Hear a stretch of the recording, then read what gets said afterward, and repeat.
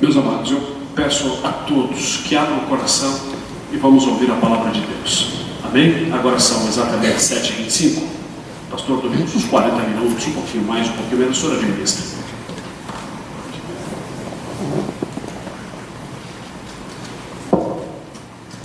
Quero agradecer a Deus por essa oportunidade, parabenizar o vereador Marcos Custódio. Eu deixei isso para esse momento que eu acho tão interessante. Eu estou em Marília já há 16 anos e meio, portanto, eu digo que já posso ser considerado mariliense. Aliás, os vereadores me deram o título em junho de 2002, quando eram 21 vereadores, eles votaram isso. Mas nesses 16 anos e meio eu ainda não tinha visto uma iniciativa como essa. Era isso que eu gostaria de ressaltar. Você, parabéns, tão pouco tempo, assumiu em janeiro e tem visitado as igrejas, está promovendo a unidade do Conselho de Pastores das igrejas. Parabéns, Deus continue te abençoando e eu espero que você possa ser cada vez mais bem sucedido nessa tua função que Deus te deu como vereador nessa cidade. Muito obrigado, que Deus continue te abençoando. Eu fui convidado para falar um pouco sobre valores e sobre em que isso implica e influencia a cidadania. Eu queria começar com vocês lendo um texto do livro do profeta Isaías. Desculpa, o profeta Jeremias, capítulo 29. Jeremias 29.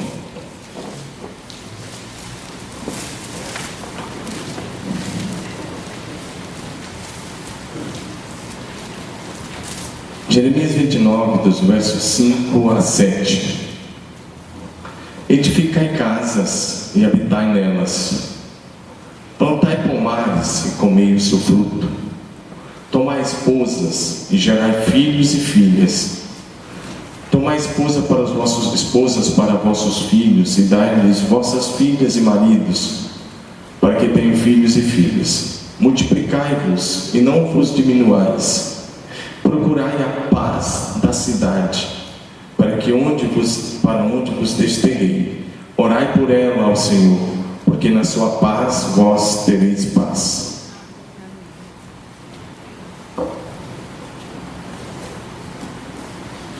Amados, esse texto, o profeta Jeremias estava se dirigindo aos judeus que haviam sido levados em cativeiro para a Babilônia.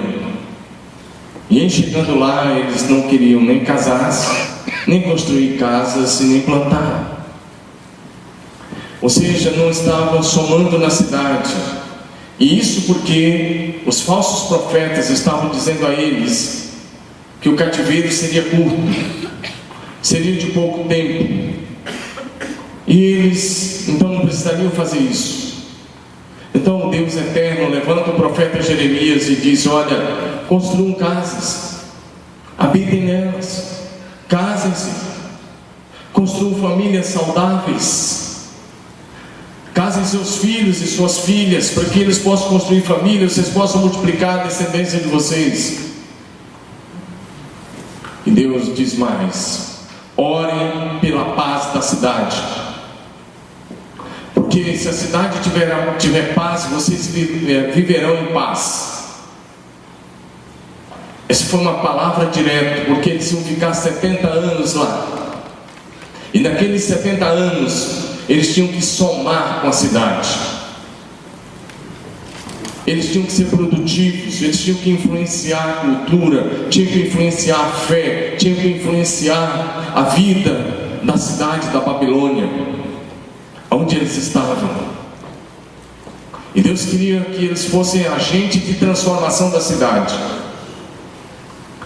Eu quero agora trazer isso para o nosso texto, para o nosso contexto, porque o tempo é curto, e dizer: queridos, creio numa igreja na cidade, sim, mas numa igreja que tem que ser conhecida na cidade não por aquilo que ela proíbe, mas uma igreja que é conhecida na cidade por aquilo que ela oferece. Por muito tempo o cristianismo nessa nação foi conhecido por aquilo que proibia, o grupo dos não pode, não pode, não pode. Eu creio que temos que ter valores, temos que manter firmes os nossos valores e a nossa fé, mas a igreja, enquanto ela for conhecida por aquilo que ela não pode, ela não soma na cidade, não transforma a cidade. Mas quando a igreja passa a ser conhecida na cidade por aquilo que ela oferece, ela soma na cidade, na vida dos seus cidadãos. Isso na área da educação, na área teológica, na área social, na área da saúde e em todas as áreas, na área da assistência social, principalmente. Quero começar com uma pergunta. O que é mais importante, senhores, para uma cidade? As boates, os bares ou as igrejas?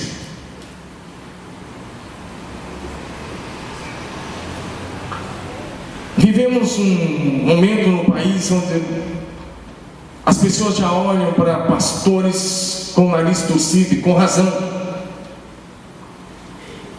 Quando se diz a palavra evangélica, as pessoas... Antes não era assim. Eu nasci numa cidade pequena no norte de Goiás, mas as autoridades que as pessoas mais respeitavam na cidade eram o prefeito, o padre e o pastor e o delegado, onde as pessoas tiravam o chapéu para essas autoridades, porque eles tinham carisma, mas tinham caráter. E a crítica que hoje a sociedade faz à igreja chamada evangélica exatamente pela falha de caráter da maioria da liderança que aparece na televisão hoje. Então, quando algumas pessoas olham para o título pastor, eles enxergam um cifrão bem grande. Eles já pensam, um cara que quer tirar dinheiro nosso. Mas foi para isso que o Senhor ergueu a igreja?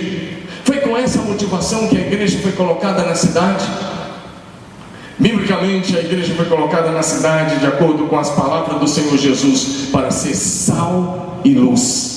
E para ser sal fora do saleiro e luz no meio das trevas.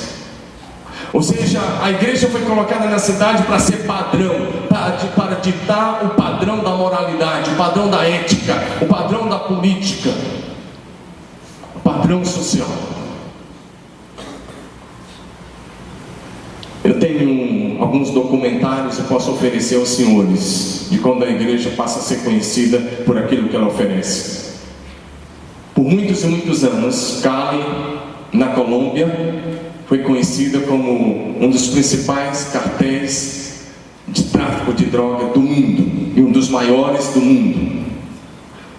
Mas quero informar os senhores que de 10 anos para cá não temos mais nenhum cartel na cidade de Cali, na Colômbia. E tudo começou com a ação da igreja evangélica. O governo combateu, o exército colombiano combateu por anos, mas quando a igreja resolveu orar, e quando a igreja colocou a cara de fora, um pastor morreu por causa disso, mas a igreja começou a promover vigília de unidade, vigília de oração. Quando o cartel de Cali imperava, tínhamos 5 igrejas na cidade de Cali. E quando a igreja resolveu ser igreja em Cali e ganhar a cidade, o cartel caiu pela ação da igreja em conjunto com o governo. Hoje em Cali tem 550 templos evangélicos para a glória de Jesus. Eram 5 igrejas quando o cartel dominava, quando as drogas dominavam. Uma igreja que hoje é igreja em Cali, há muitos anos, desde lá, todos os meses